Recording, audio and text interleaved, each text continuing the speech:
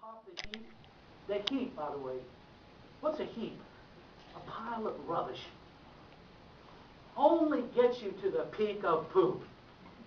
You know what this picture is? This is Mount Everest, the tallest mountain in the world. And you know what they have up there? So much trash that the mountain climbers that spent $30,000 US to pay the guides to get up there, they have to walk around like this. There's so much feces, it's frozen of course, but they have to walk around it. They got to the top, and it's embarrassing. There are so many people that died on the way. They can't even get their bodies out of the ice. And they just leave them on the side of the path, and they just kind of walk by. You know how many people have died trying to get to the top? And God says, just trust me. Next slide says it. Let's read this. For everyone who sets himself up as somebody will be forgotten.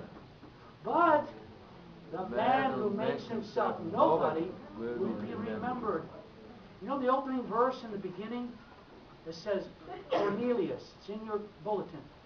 A man remembered by God.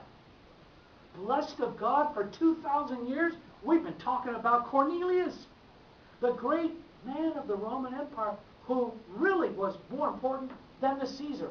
You know, hero is somebody who's powerful.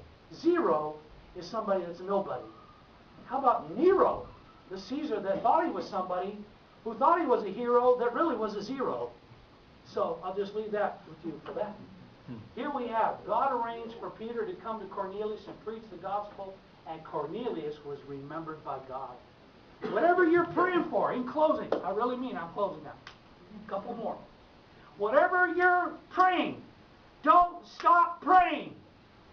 Cornelius kept praying, he gave money, he kept believing.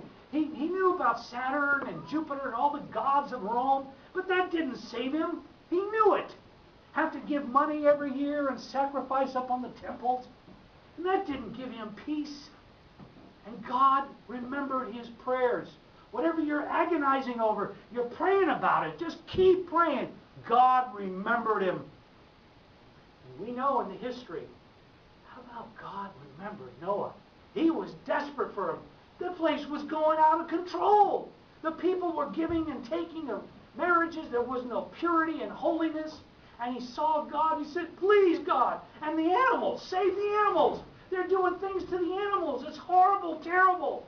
They found carvings that showed people in horrible pornographic things. We wouldn't even imagine that going on.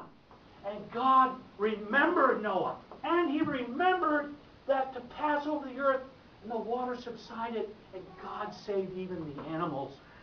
I think some people pray for their pets, and that's a good thing to do. Pray for your pet. Next, God remembered Abraham. God, when he said, we said, God, we can't believe you would even take notice of us. Abraham. God remembered Abraham and sent Lot out of the midst of Sodom. When he overthrew there, he was praying, God, don't let my nephew die in the world system, Sodom and Gomorrah. It's short for Sodom and Gomorrah, Sodom, worst cities of the world.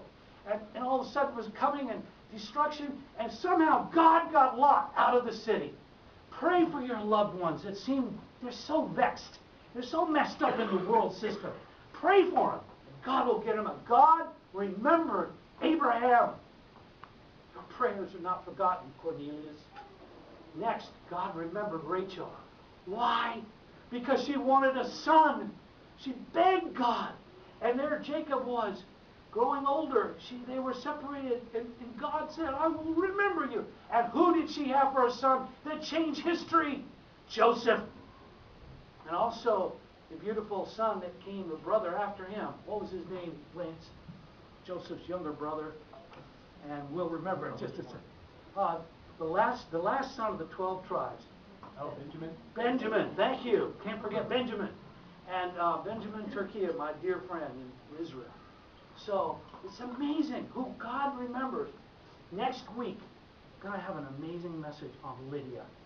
A woman who was a dressmaker and a cloth merchant. And she had a little business by a stream. And she was the same as Cornelius. up in Philippi, up in Greece. She was in the desert up there, all begging God for a hand of God. And God brought her from a little stream into a river called the River of Life. Paul himself came to visit her house. Amazing. Let's bow for him. Jesus, we thank you so much, oh God. Your greatness and goodness is beautiful to us. We cannot imagine what life would be without your being in our lives. We thank you so much, oh God.